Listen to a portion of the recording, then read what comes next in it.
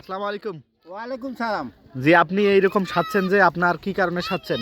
আমার মনের আশা আজকে 16ই ডিসেম্বরের পর আজকে 17ই ডিসেম্বর বিজয় দিবস উপলক্ষে আবু স্বাধীন- সাইদের উদ্যোগে আমি এটা করছি, মনের বড় আশা, আচ্ছা, এই ঠিক আছে। কারণে করছি।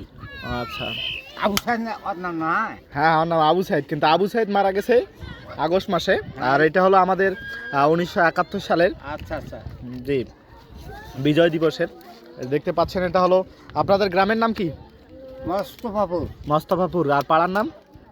দোলাপাড়া। দোলাপাড়া। এই যে দোলাপাড়ায় খুব সুন্দর খেলা হচ্ছে। হ্যাঁ, এখন ফাইন। সকালেও আমি কিছু বলে গেছি। উনি সকালেও খেলা দিছে। আপনি কি কোনো পুরস্কার পেয়েছেন?